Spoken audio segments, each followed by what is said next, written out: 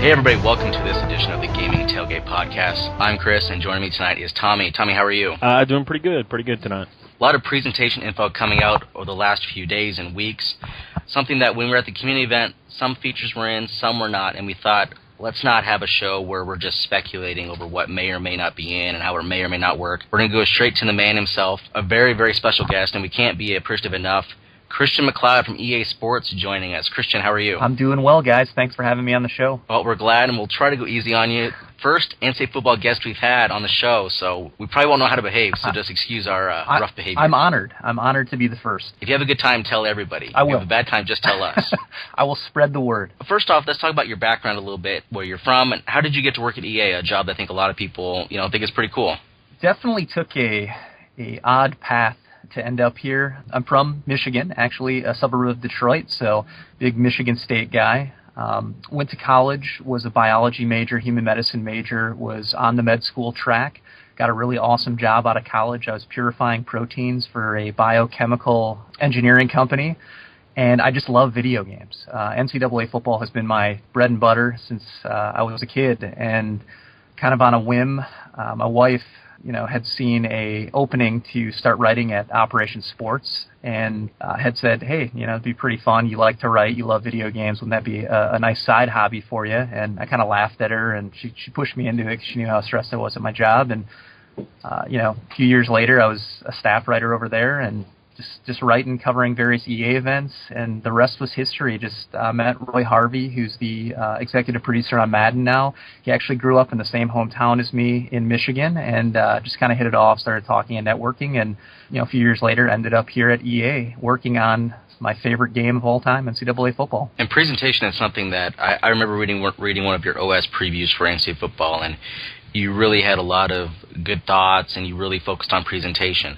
So it seems like you have a job that's really right in your wheelhouse. Oh, definitely. Presentation's very near and dear to my heart. I'm always big on the presentation aspects of the game, and just wanting to improve on a daily basis and on a yearly basis. So just really excited to be in the position that I'm in, and just being able to make a positive difference on this game team. It's really awesome. What kind of duties do you have, and what is an average day like? And I know that changes drastically depending what time of year we're looking at. Oh boy, yeah. So I'm actually I'm a designer and also a product owner for all things presentation. So what I do is, we have a design and planning phase, of course, where we think up all the new features and designs for the game on a yearly basis. And from that point, it's project management. It's planning that out. It's very, technical from the standpoint of working with engineers to see how big the scope is on each of the features that you want to build, and making sure that you're really meticulous in planning that out so that you're not overbuilding anything, that you're going to be late. We're on a year release cycle, so we definitely need to make sure we've got everything buttoned up. But really, it's all about planning, designing, and then from there, implementation, and just making sure that things are implemented correctly, testing the heck out of the game, playing the game, providing feedback on all different areas of the game, and just working lots of late nights to make sure that the game is up to snuff. So it's really exciting. For somebody as passionate about it as I am, it's not even really a job. It's a passion, and I love every moment of it. And so people know you are actually at work right now recording this. You're not at home at your palatial McLeod estate. I am indeed. I am sitting at my desk talking to you guys. So much more work ahead of me tonight, but happy to take the time out to talk with you guys. Well, and Christian, this is Tommy. You mentioned that y'all have a yearly cycle, of course, and everybody knows that things happen from year to year. And can you speak on a little bit about how when the yearly cycle and the planning kind of starts for the next title, just so that people can have an idea of when to focus on making sure that y'all have ideas in place? Yeah, definitely. We honestly, when the game releases in July, we're right back to the drawing board. Starting even before release from a design standpoint, the wheels are always churning, and some of the best ideas as well start coming out, around this time, a few months before release, where a lot of the implementation is really fresh in your head, and you're putting a feature together, and you start thinking about how we can branch off from that feature. How can we make this even better in the future? You start jotting notes down, putting some designs together late at night, and you hold your notes so that come July, you can have those really focused design and planning sessions and start banging those away. So really, not a whole lot of rest. We maybe get 1 to 2 weeks off where you just kind of chill and relax and refocus yourself, but it's right back to the drawing board as soon as the game releases. Following NCAA Football 13, what did you feel that the strengths were in presentation? I thought we did a really good job beginning our storytelling, specifically with Reese Davis. And that's really been a mantra of mine since I joined the team and working with our other designers is making sure that we're telling a story in every game that we create, from the opening kick to any type of pre-play chatter to anything that's going on within your dynasty mode to anything going on between a whistle to halftime to post-game, so on and so forth. We want storytelling elements there. And I think last year was a big win for us. We got a brand new commentary engine that let us be contextually aware. We had huge plans last year that actually didn't fit into a one-year plan, so we're actually able to iterate on them this year. And, studio updates, again, was that first step of us telling that story of the Saturday, making the user feel like their game wasn't alone on the slate, along with the ESPN bottom line ticker. So it was definitely a big win from that perspective. But coming out of that cycle, we were all kind of chomping a bit because there were other aspects that we wanted to get to that we just didn't have time for, and we're finally able to integrate those into NCAA 14. You talked about some of the things that are going to be built upon. Overall, what were the biggest opportunities that you saw from 13 that could be built upon for 14? Well, of course, the storytelling from the commentary perspective. Like I said, last year was really, really in-depth in getting this new engine in-game and also tested out and proven. We needed to make sure that we weren't going to be introducing any type of bugs, that the commentary engine was going to flow flawlessly, and that was the biggest opportunity. It was now that we had the engine itself in place, it was time to really test that engine to the full capacity. And also with Reese Davis there, kind of giving you a nice little live look in when he began his game, along with the studio updates, we felt there was a great opportunity to expand upon his role and even bring in somebody else, which we brought in David Pollack this year, to do more of the in-depth, halftime show to kind of complement the studio updates, to complement the pregame show and give you a little bit more of that studio feel, like that game that you're playing in is being watched by the country and has national implications. So those were really the main aspects we wanted to focus on this year. Before we get to the talk on NCAA Football 14, how do you feel college football as a sport relates to other ones? We've talked about on the show where it seems like college football has so much pageantry and presentation, maybe even more so than any other sport. The only one that I can think comes close might be FIFA. Oh, definitely. I think the beautiful thing about college football is everyone has a team. And that's not something that can be said with a lot of other sports with 30 teams in their leagues. North Texas fans are just as passionate as Alabama fans. Central Michigan fans just as passionate as Michigan fans. So it's great to see that passion. And it's that's the brilliant thing about working on this title is we need to make sure that we are giving just as much love and attention to those smaller schools who have maybe a smaller fan base, but just as passionate of a fan base as the larger fan bases. So it's definitely a unique challenge in that we have so many different stadiums. We have so many different jerseys. We have so many different teams in the game that we have to be as true to as possible, but it's also one of the best things about working on this title is we're able to work on 126 different teams. So a challenge, but also a blessing at the same time. All right, let's get into NCAA Football 14. Improved commentary, one of the many features talked about in the blog. We didn't get to hear much of it in the video. Obviously, it's a teaser video. We'll get deep dives later on. Can you talk about what's been done with the commentary? We know more about Brad and Kirk and the highlight and track players. Can you go into more detail on this? Yeah, definitely. So, again, our main goal is to tell stories, and just statistically, but also through the commentary, like you guys are saying. So what we did was we did a deep dive this offseason, and we really wanted to tell the story of each game as it unfolded. And through our research, found out that statistics play a huge role in how a game unfolds. So what we did as the design team kind of led the charge, and we all pulled roughly 50 to 60 different ESPN box scores. We all went into separate rooms, we shut the doors, didn't talk to each other, and everybody studied these box scores and came up with a story of the game based on the box score alone. And what was funny was we all got back and reconvened, and we started presenting the stories that we started to find. And we started to see these patterns developing in each one of our games. It was really interesting to see underdog got out to a big lead, but then the Goliath would start inching back and finally take control in the fourth quarter. Or a team, teams that were evenly matched, one team gets out to some sort of huge lead, the game becomes tied, but then that team that got into the huge lead, pulls away again. And we wanted to take all those ebbs and flows of these games that we saw and integrate them into our game by analyzing our statistics, by analyzing our drives, and that's what our new commentary engine allowed us to do. So one of the big things we did this year was drive stories. And this is where Brad and Kirk are going to be following all these different ebbs and flows of your game. There's over 100 different story types, from David versus Goliath type scenarios in each quarter to a situation where maybe a team comes out and they kind of punch a team in the mouth in one of the toughest places to play, or maybe the underdog gets onto the board first. So just these really cool moments where a broadcast in real life steps away from the broadcast. Maybe they come back from a commercial, they reset things, they show a full screen overlay, or a player on the field with a stat banner, and they have a nice two-man dialogue banter about it that lasts about 30 seconds. And that's what these moments were meant to be, and I think they do a really awesome job of telling the story of the game itself.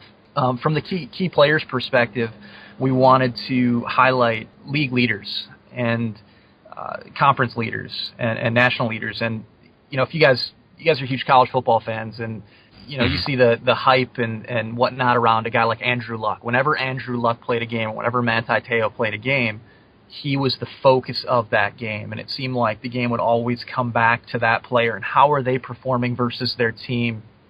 Is he struggling? Is his team winning despite his struggles? So on and so forth. So that's another area where we totally went in. We redesigned how impact players work this year. We've got impact players that are dynamic, and they adjust on a game-by-game basis within Dynasty mode based on your statistics. So as you guys know, in the past you'd have a guy that might be rated a 72 overall, and he never would develop into an impact player because he never had the overall rating to become one. So this year we're looking at impact players on a statistical basis, so you can get a guy that you really love on your team, feed him the ball nonstop, and then if he becomes a leader statistically in his conference or in the country and hits on certain criteria, he's like a top 15 to top 25 type guy. Brad and Kurt kind of wax poetically about him in each quarter and just really hype him up, and from the moment he steps out on the field, and they follow his story until the end of the game, and that's all with the drive stories as well. So really went all out this year on the commentary. There's a lot of really cool storylines in there, and really excited for people to dig in. I don't want to give anything away, but really excited for people to dig in, especially in Dynasty, and start finding those little moments that might surprise them. We were going to ask about the special storylines, but we'll hold off. Yes. Tommy? I was going to say, you mentioned that the impact players are recalculated and everything like that. How exactly does that work? Is that on a weekly basis, or can it actually pop up in the middle of a game, or is it just simply at scheduled periods throughout the year? It's actually on a weekly basis. So you'll start based on your default roster set with the impact players already set based on their overalls. But as your season progresses, depending on the stats of that player, that impact player might evolve. So you might start a season where your impact player is your quarterback, and maybe even your key players, your quarterback, and you're getting stories about the QB, but you run the ball heavily. Or maybe you're passing to a specific wide receiver that you really like, and halfway through the season, that story changes to talk about him as the impact player. So it's pretty cool to see how these kind of evolve through a storyline and as the season progresses. And the thing I'm most excited for is finally having that ability to take a guy that, again, isn't rated particularly high as a freshman and having him blossom into that stud player that he can be. Throughout the commentary when they're highlighting and tracking players, first question I have is, what if someone else steps up? Will it still stick with that first player who was the focus, or will it change to perhaps the new star of the game? So that's kind of the cool part is, again, the ebbs and flows. And we do have storylines in there where, say, a running back came into the game. He was going to be this can't-miss key player, but all of a sudden the defense has shut this running back down, and it's the quarterback and his wide receiving core who have now stepped into the limelight and are leading their team to victory, or vice versa. Definitely we made sure those storylines were in there as a payoff because, personally to me, when I come into a game and I know maybe I'm facing a key player quarterback or a key player halfback, I want to make sure that my team and my defense is shutting that player down. And I think that's kind of a reward for players that have that mindset to see that storyline play out, that you stopped him and even stopped the other guys that try to step up as well. We talked about some of the new banners. We talked about the key players start of the game. What are some of the other banners that are in the game in addition to the player banners? And when do they appear? Is it only beginning of the game, or will it be throughout the game? So okay, here's the thing. Again, with the storylines, we knew that storylines were more than just commentary. They were statistically driven, right? So it was really important for us to tell a story kind of in three phases. Through the statistical banners, through the commentary, and also through any type of vignettes or intensity sequence on the field. And from a banner perspective, it was really important to kind of start with dynamic loading screens, first and foremost. So dynamic loading screens, what they are is when you load in a game now, you're going to have tabbable screens that you're going to be able to run through things like where your team stacks up with your opponent as far as national ranks, as far as offense, defensive outputs, who the top players are for both teams, so right off the bat going into a game who you need to look for, who you want to shut down, who's going to give you trouble, injuries, recruits visiting, and so on and so forth. So it was really important for us to just make the surfacing of data easier for a user right off the bat. So that I'm a huge stat guy, and last year I probably spent more time in menus and the front end of Dynasty mode, but also in game, just mining data to see who my opponents were and who I had to shut down in my next game. Same with in-game, how are my players playing? So that was really the main focus there, was we wanted to make statistics stick out for the user so that users weren't buried inside a menu. So once you get into game, you're going to be given a statistical breakdown from Reese Davis. Reese is going to give you kind of the tail of the tape. So he's going to either give you, kind of overall ratings in the first week of the season. If you don't have stats after the first week of the season, he's going to start breaking stats down for you, offensive ranks, defensive ranks, teams are on winning, losing streaks, standings, banners. And then from there, what we've implemented is within the gameplay itself, we've got the living game clock this year. And the living game clock is meant to be that all-encompassing live tracker of everything going on in your game. How many carries guys are getting? What's the quarterback stats? How many first downs does each team have? What's the yardage comparison at that point in time?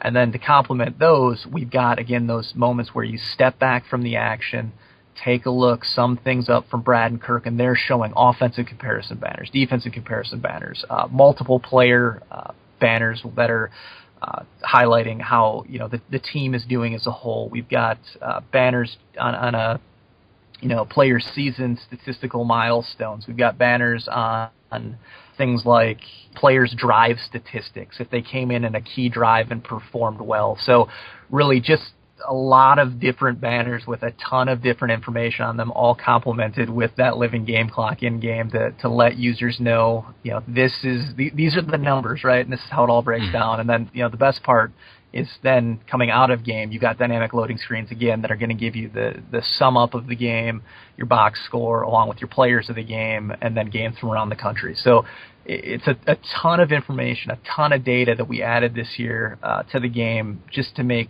that experience that much better for a user.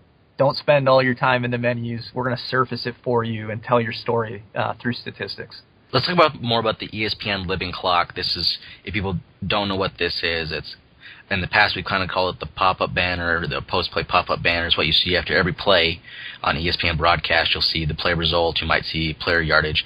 Christian, can you talk about what are the range of items that the game will show on that pop-up banner, the ESPN Living Clock this year? Really, it's a lot of player-specific stats. We do have team-specific stats in there as well. So you'll see, turnover comparisons, offensive comparisons, defensive comparisons. But that's really the hub for how are my players doing and how's my opposition doing. I don't know how many times I had really no idea what my opponent's offense was doing. I have to press start, go into the menu to find out that I was getting absolutely gashed by a running back. or absolutely gashed by this one wide receiver. And it's really cool visual representation just right up front before every single play to say, hey, listen, this guy's got 13 carries on you, for over 100 yards. You're getting killed right now. You might want to key in on him. So it's just really a nice constant feed of how players in the game are doing, along with some really interesting game trends as well. Will that appear during No Huddle as well? It will, yes. And also, will that appear in user versus user games, like specifically online Dynasty games? It will, indeed. It appears online as well. Let's talk about the new halftime show you mentioned a little bit earlier. I'll let you talk about it. The details so far have been relatively vague. I don't know if that's by design or not, but let's talk about the halftime show. Definitely. So this year, we wanted to increase Reese's role. Reese did such a smash-up job for us last year on the studio updates. Awesome guy to work with, loves being part of the game. We found it only natural to have him at halftime, and only natural to bring in David Pollock, his partner on Thursday Night Football, to be a part of that as well. David's somebody that we were really excited to bring on as part of the NCAA family. Absolute, just natural at the commentating. We got him into studio and just one take after one take after one take, and the commentary chemistry that he has with Reese is unbelievable. So what we really wanted to do for halftime was provide a really succinct summary of your game. How's your game playing out? Show some highlights of your game. Kind of break that down in ways that Reese and David are able to do, and then throw some stats up there and talk to the stats and really give a foreshadowing on what's going to happen now in the second half. So we've got various different storylines there at halftime to analyze, close games, blowouts, games with a lot of sacks and so on and so forth, and really, really fun commentary. I think the most interesting part is we've never had a guy on our commentary team that's been defensive-minded. We've always had Kirk, right, as a quarterback, and to have David there speaking from the defensive side of the ball and some of the insight that he offers is really, really good stuff. So I don't want to give too much away because it's really one of those feeds where we've been watching it a lot in studio, and every time a halftime show comes up, everybody sort of rushes around the person's desk to take a listen because it's some really great commentary, comedic commentary at times as well, and it's just a really cool presentation aspect. So definitely excited to show you guys more of that. I'm not sure when we will, but soon enough. We're really excited about it. One of the questions people have been asking, and one or two previews allude to it, the others have not. Will it include any kind of highlights in terms of actual video highlights of your game in action, or what will be shown during the halftime show discussion? It will actually be highlights from your game. So it's going to sum up your greatest plays of your first half, and also give you some statistics on that first half. And it runs roughly about a minute to a minute and 15. Well, and will those highlights just simply be the biggest plays, I guess, and will there also be commentary to go with those? Yep. So each one of the plays will follow the storyline that it is part of. So if you have a game that's, say, both offenses are exploding, you're going to see highlights of touchdowns galore or big plays galore. So yeah, they're going to be pertinent highlights to the commentary that's going to be spoke on. The studio updates was a pretty popular addition last year. That's relatively similar to the halftime show, and that kind of takes you out of the world you're in and let you know what's going on. Will that be returning in NCAA 14, and if so, what changes are in store? Yeah, so one of the big things with the studio updates was last year we didn't have a halftime show, right? We didn't have really a pregame show either to tell the stories, so we relied heavily on that studio update to tell you what the context of your game was. If you were nationally ranked and you were seeing studio updates on nationally ranked teams, that was kind of your cue to say your game's really important, spur you on. This year, because we've got some really good storytelling in the front end with the pregame, some really good storytelling at halftime, we tailored studio updates this year to be more pertinent to your conference and games that had bigger impacts on you versus the national picture. Now, if you're still a nationally ranked team, you're going to get big-time nationally ranked stories about number 1, 2, 3, 4, and 5 playing. But we wanted to make sure that teams in the Sun Belt or teams in the MAC we're getting some good action, right? We didn't want a team in the MAC getting a studio update on Notre Dame playing USC in a pivotal battle for BCS bragging rights. We wanted them to get scores on Akron and Eastern Michigan and how that's going to affect their seeding and positioning in the conference. So that was one of the big things that we went after this year, was just sort of changing the logic around studio updates. Also, we heard a lot of the community feedback as well, in that a lot of people felt that studio updates were a little bit intrusive in their game. So we went back and made sure that studio updates are now playing in better time frames, stoppages of play. So you'll now be getting studio updates primarily after field goals, after extra points, just areas where there's that natural pause and step back from the game. It makes a little more sense for Reese to break in, let you catch your breath, grab a drink, and then get back into your game. Well, kind of along the lines of studio updates, this relates to studio updates, but also to the other presentation items. But I know last year one of the problems I had was that I would always end up pressing a button that it would end up skipping a studio update or the post halftime update or something like that. Is there any kind of changes to help me not skip something that I actually may want to see? Yeah, we went through some great lengths this year actually to make it a bit difficult, or more difficult, to button through these presentation segments. So we definitely want to give users, of course, the option to button through if they want to, but we're very proud of our work and really excited, so we don't want you to button through. But we've made it so that it's going to be much tougher to accidentally button through any of our presentation aspects this year. Well, I know, kind of speaking along that lines, last year I would try to button through like a vignette or whatever of players high-fiving or whatever, only to accidentally button through the presentation item. Will I be able to button through the vignette without worrying about missing the studio update or anything like that? Yeah, so one of the things we did this year, too, is we went back and reworked a lot of our logic, just in when vignettes played, when these stories played, and that's where the blur tempo comes in. You're going to see a lot more ebb and flow to your game. You're going to see a lot more of emotional tiers happening at different points in your game versus seeing various vignettes over and over again, and they didn't really maybe make sense for the context we're at, then followed by a story. So I think the story is going to trigger in much better logical times that you're not going to be buttoning through, but also the ebbs and flows and the pacing of the vignettes are going to be quick enough that you're also not going to be quick on the trigger. Let's talk about some of the vignettes. That was something that we heard early on. Over 500 new vignettes, which seems like just a massive number.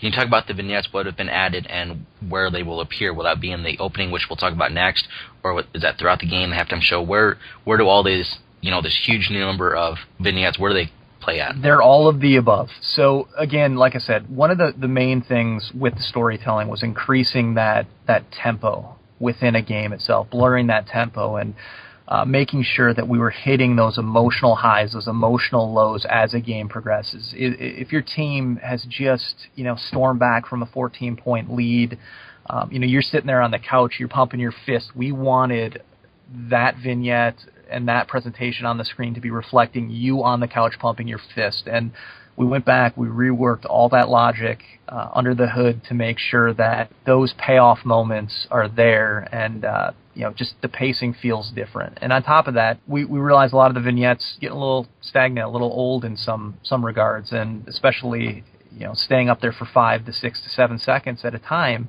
You're seeing some lull there. You want to button through those moments. So it was really important for us to increase that pacing to make you see fresh new vignettes on the field, whether it's a small moment, a player adjusting his chin strap, a low 5, all the way to these really high intensity moments where players are jumping into each other's arms.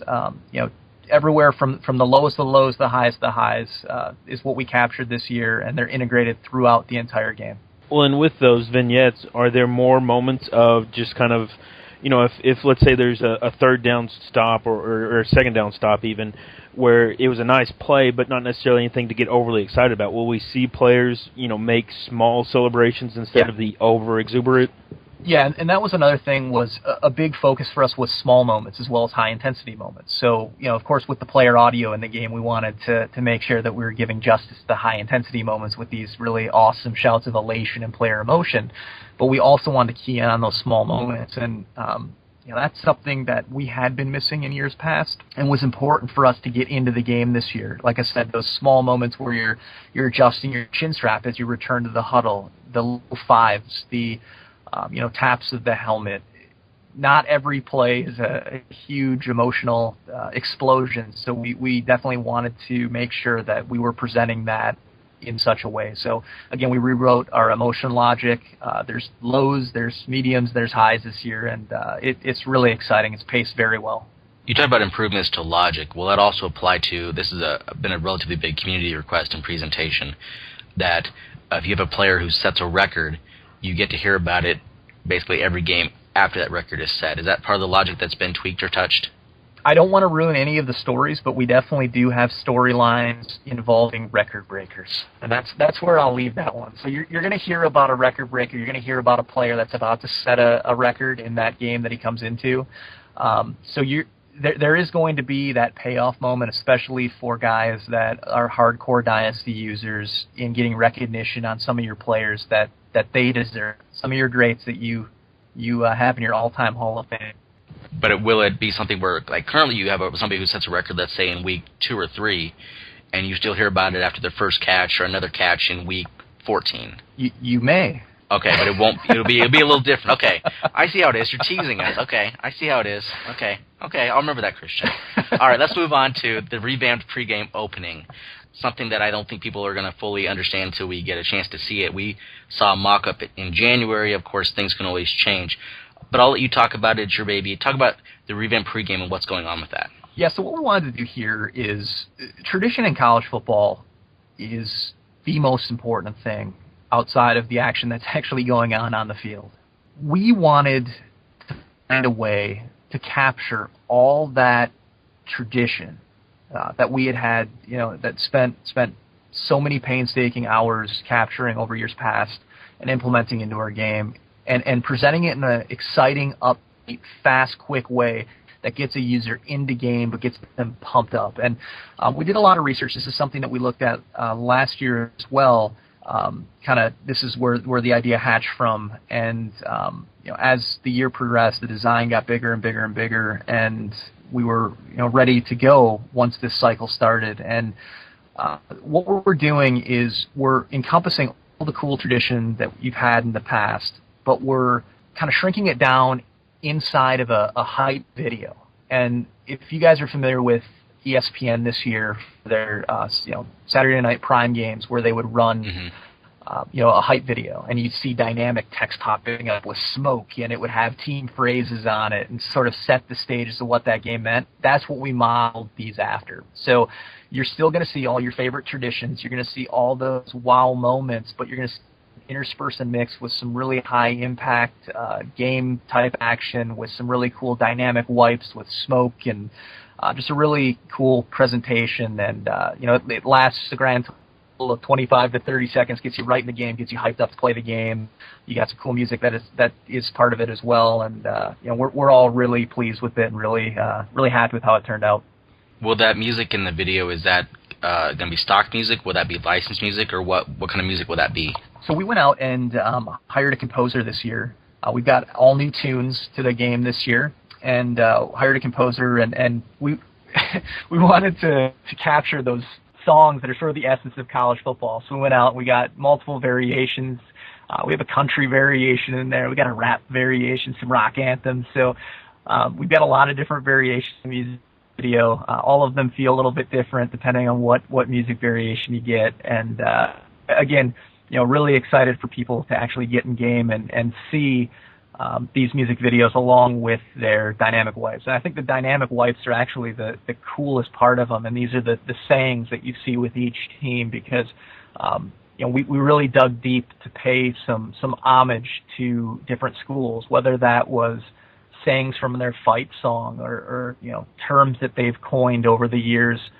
We really wanted to pay attention to every single one of the 126 schools and give them individual and personalized attention, so that if you're a fan of Georgia State or South Alabama or Old Dominion and you see these dynamic wipes, you're like, oh, all right, kind of fist pump. All right, they know our school. They gave us some love there. So that's really an exciting part for us.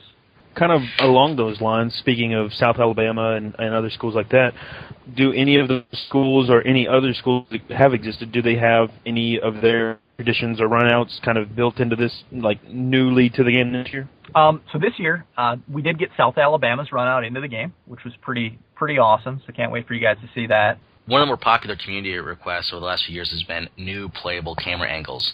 This year, 4 of them in the game. Christian, can you talk about those new camera angles that people can play with? So we've actually got 3 new camera angles, with the the 4th being the standard cam. So we've added a wide camera angle, which allows you to see both the sidelines. It's kind of fish-eyed out a little bit. Really gives you a good perspective for guys that like to see sideline to sideline. We've got a zoom cam, which is, of course, as it sounds like, zoomed in, a little bit different than Madden zoom cam. Really a cool camera angle if you're a type of team that loves to run the ball ground and gets you right up there in the action. And then we went ahead and we added coordinator cam. And what coordinator cam is, it's a hybrid between a broadcast cam, but also a blimp cam and a sky cam, like all rolled into one. We set out this year to create a playable broadcast cam. And upon testing, we could not find something that everyone was happy with. We had multiple community play tests, didn't necessarily test well. We got a lot of feedback on how we could make that angle playable with our different move sets, seeing the holes, seeing receivers downfield, being able to utilize your new hard cutting abilities. It was a huge endeavor for us, and kind of by accident, we discovered a whole new camera while trying to find that one. And I personally find this camera to be one of the best camera angles of a football game ever, and I think the community is going to be really happy with it when they get it in their hands. It allows you to see the field, allows you to see sideline to sideline. It's got that sky cam / blimp cam look to it. Really allows you to read the offense and also the defense, and helps with that chess match. So again, I'm really excited for users to get their hands on the coordinator cam. All the guys in the office are playing on it right now, and it's a pretty exciting camera for us. Well, and with those different camera angles, how does that work in a user versus user game? Do they both have to play from the same camera angle, or how does that work? In an online game, you can choose independently of your camera angles. So whichever camera angle you want to play with, and whoever you're playing, whatever camera angle they want to play with, you guys are free to do what you want. Will player lock work on all angles? That's a question from one of our community members. We actually, player lock will work on all players, but we also added the ability to turn player lock on and off this year. So what you can do is you can actually, if you don't want to play from the player lock camera, but you want to be locked in as one of those players, you can do that. Again, even if you want to have player lock on and you want to play from coordinator cam or zoom cam or whatnot, you can still, click your stick in and zoom to behind that player if you'd like to. Is there any kind of restrictions? Like, let's say that in my dynasty, people decide that the coordinator cam is too powerful. Is there any kind of limitations or anything like that? No. We allow whatever you guys want to go with. We definitely had those baits in-house because that was one of the things. This coordinator cam is so damn cool that a lot of people felt that it might provide an unfair advantage. And I think the rebuttal to that was, on defense, though, it could be made the same case, same argument, that, you see the field that well that it's going to help you. I'm the type of guy, for example, that always plays defensive line, right? Mm-hmm. Just because I never have enough confidence playing as a corner or a safety, because I don't feel like I get that good of a view of the field. On coordinator cam, I lock in at safety nonstop, and I'm just a ball hawk. I just tear people apart, and same could be said for an offense. A lot of the guys that are playing a coordinator cam are saying, well, it's really easy for me to kind of drop it over a linebacker. Well, if you're playing head-to-head against another player, they're going to have the same advantage too on defense. So, at the end of the day, after much debate and whatnot, we sort of settled on the middle ground of both offense and defense are going to have the advantage. It's just going to be a matter of who the guys playing are. Neutral site game's a big addition coming to the game this year. We saw it in the trailer video.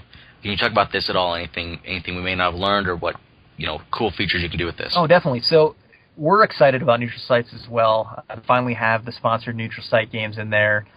I think what's most exciting, though, is to let your imagination run wild and be able to create your own neutral site game.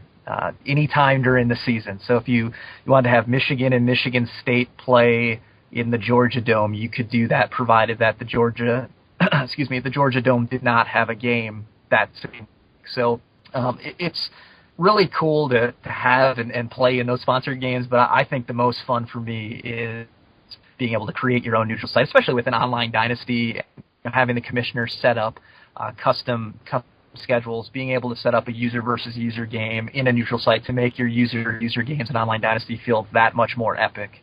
That's really exciting.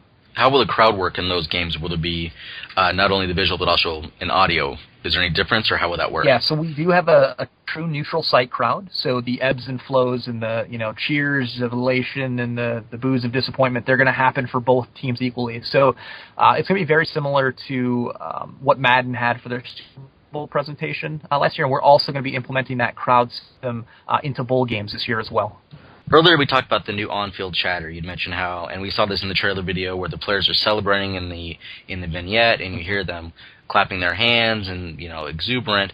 Can you talk about some of those new chatter with there? But also we saw in the blog, and this is probably where there's a lot of community questions, in the pre-snap there's going to be some chatter, and that's something we didn't get to see in March. So anything you can share is news to us as well. Yeah, so we really designed a robust pre-play chatter system.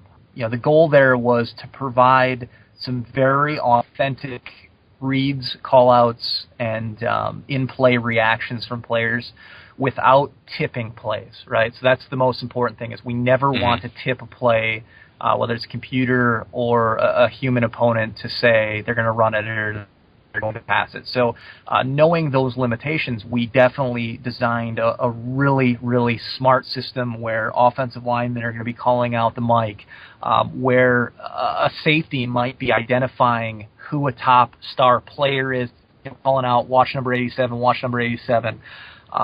Things where, 4 in the box, just all this really robust chatter. And then when the play is actually in process and a quarterback may be dropping back on a screen, you'll hear them yell out mid-play, screen, screen, screen, or draw, draw, draw. And, we've got hundreds upon hundreds of sayings. We actually went out to L.A.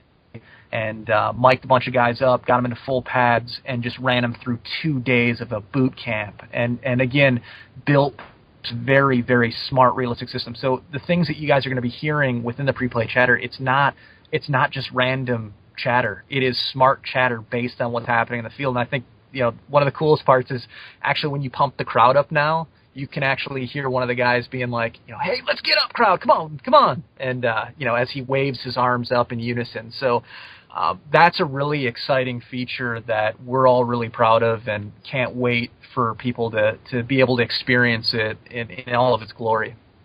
Along those lines, you mentioned that, like the center will call out the mic and things like that. Will that have any impact on the actual how the play will develop, or is that just simply more of a presentation aspect? It's definitely a presentation aspect, but it's there also to tip the user off, to certain formations. Again, we really wanted to walk that fine line of giving the user a lot of information to make them knowledgeable about a formation or a pattern that their opponent is using, but not to tip off them as to what's on its way. We never want to go over that line to give away it's a run play or it's a pass play. So it's really straddling that line, making sure that the calls are smart, they're teaching users different plays, and even maybe tipping them off a little bit to say, okay, my opponent has run 4 or 5 pass plays in a row. My safety or my middle linebacker is calling out, watch number 87, who might be the tight end. Maybe I might want to play pass in this situation or spotlight that receiver and kind of move from there. But again, it's not a for sure that 87 would be getting the ball, but having that ability to educate and provide a really cool presentation at the same time was our goal. We've also learned that Seven Nation Army and Turncraft 400, more affectionately known by Zombie Nation, actually the name of the group, they're licensed and you'll get the crowd chants in the game. Can you talk about that a little bit? And secondary question, will Big Ten schools be programmed to play Seven Nation Army more than any other school in the country? I will make it so. No. So that's another question we are super jazzed about. It's tough to go to any college football game these days and not hear those two songs played, or at least one of those 2 songs. So being able to get them lessons this year, and not just the song, but the crowd recording of the song, that's the exciting part. To be sitting there about to kick off a game, or after a huge defensive stop, and hear the crowd chanting along to each one of those songs is a pretty cool moment in NCAA football, and I think it really immerses you in that on-the-field atmosphere, along with players screaming in elation during vignettes and pre-play reads. So it's really, we went all out this year to provide a really organic sounding experience, almost like an experience where you'll see a player score a touchdown on TV and those handheld cams down in the end zone, and you hear the tap of the pads and the tap of the helmet and players screaming in elation and crowds going nuts. That's what we wanted to replicate in our game, just really blow it up and take it to the next level, and we're really, really excited about where it's at. An article today from GameZone.com mentioned that there were several songs, including Zombie Nation and Seven Nation Army. Are there any songs that we would like to know about, or just simply that was a way that they worded the article? I think what they were probably saying there was that we went out and we got all new music, right, for this year. But yeah, we do only have Zombie and Seven Nation as our licensed songs, and then the rest were done by a composer. So our music videos are going to have, like I said, different variations. Then we'll have our new menu music, but we don't have any other licensed songs this year. You talked about the crowd noise earlier, and also with pumping up the noise. So that's 2 questions here. First one being, will the crowd noise be improved in terms of the swells? You kind of talked about it, but I would like to make sure we get this clear for the community. And also, will pumping up crowd noise, I don't want to say work this year, but will it work this year? Because in 13, it seemed the community belief was when you try to pump up the crowd, it really didn't get them any louder. Definitely. We made it a point this year to really blow out the crowd audio. Again, with our new commentary engine last year, we also got a new crowd engine last year.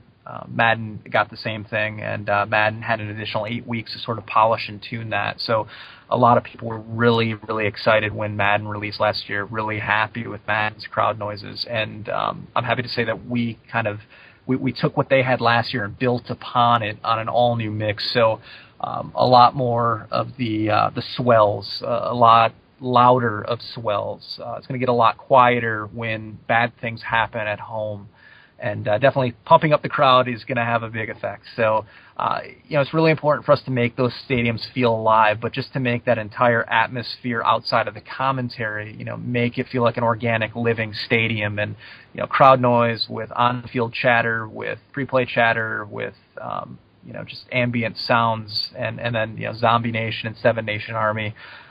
It's just, a big step to making us sound as authentic as possible on the field. You get an added bonus on your end because you get to play the game every day and see the stuff go in.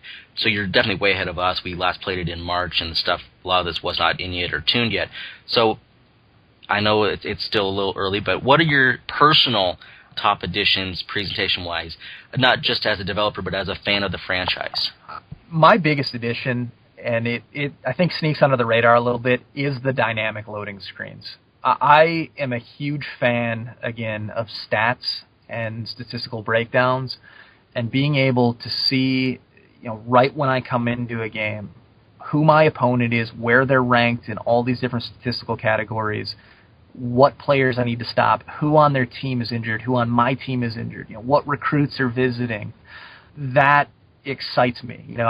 I'm able to sort of formulate this game plan in my mind without going into the menus and go into my game, play my game, but then also coming out of the game, having that awesome recap, seeing who my players at the game were, seeing games from around the country, which is a nice little recap of games that I got studio updates on or that were happening within my time frame. And how many times last year did you get a studio update in the fourth quarter of your game, of a game that maybe was in the third or the fourth, and it was a really close battle that might have had some barring on the BCS, and you never saw the finished product of that game. You came out to the menus, and that's what that scores from around the country. It'll wrap those games up for you and provide finality to it. So I'm just a huge fan of the dynamic loading screens. Really excited about them, and I think a lot of people are going to be too. They make just such a huge impact on the overall product, and especially who wants to wait and sit through loading screens, right? I want something to do. I want something to read. So it makes that load time go that much quicker. I'm also pretty geeked about base layers. It's just really cool to be able to see teams like the Texas A&M or Tennessee with their checkerboard pattern, even teams like Ohio State, Florida State with their camouflage pattern.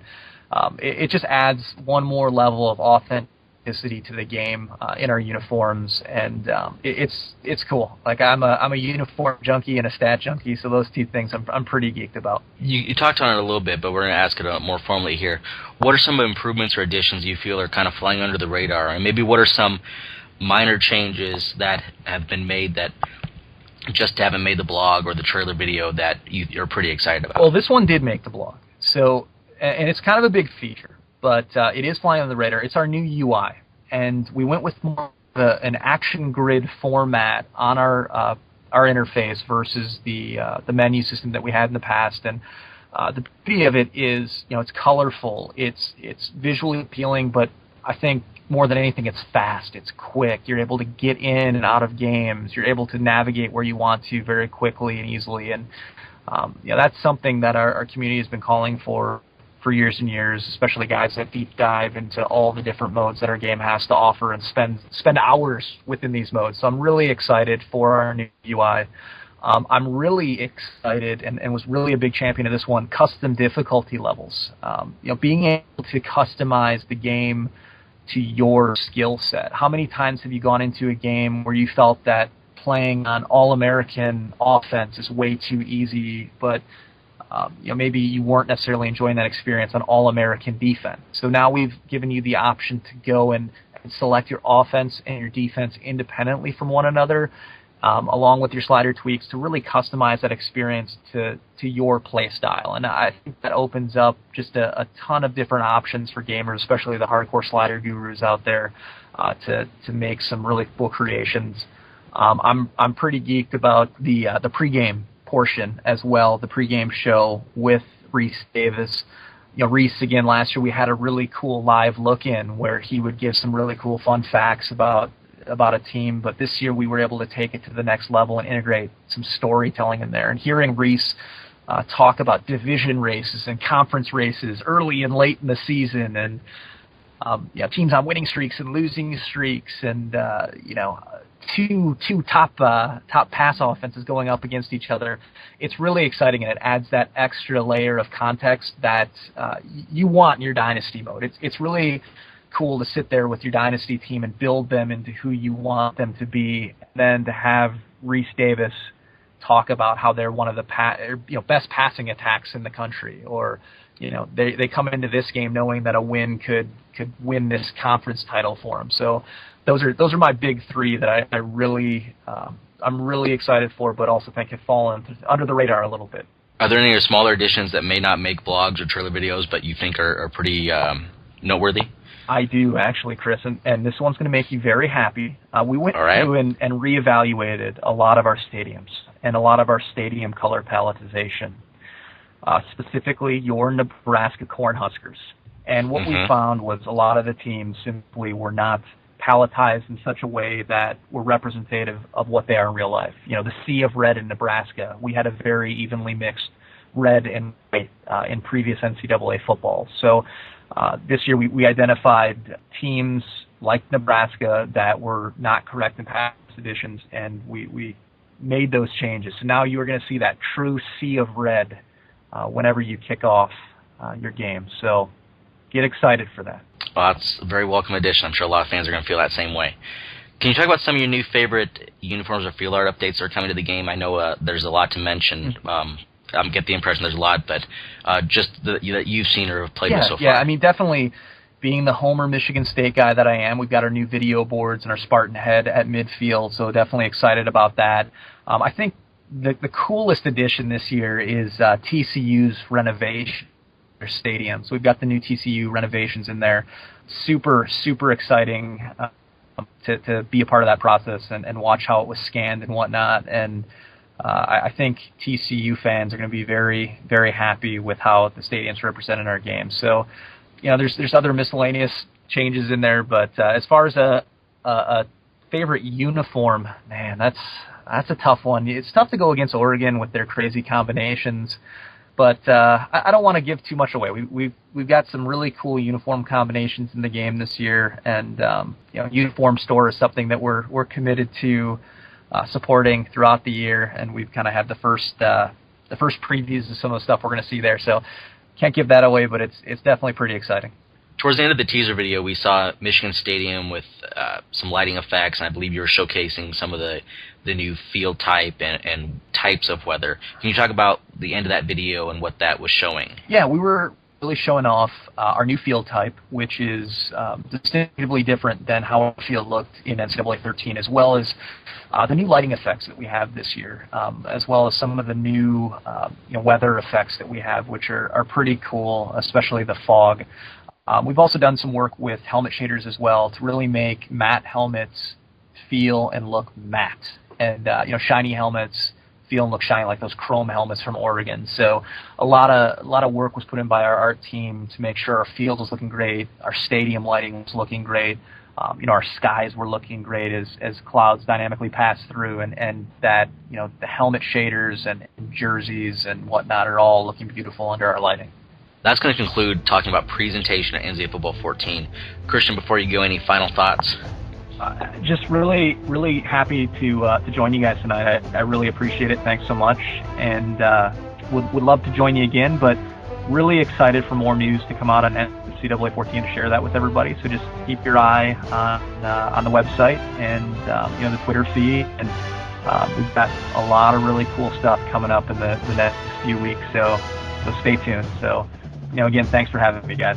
Christian, thank you so much. We know it's a very busy time of year, so we greatly appreciate you setting aside some time for us. Yep, anytime. On behalf of Tommy, I'm Chris. Everyone, thank you for listening to this edition of the Gaming Tailgate Podcast.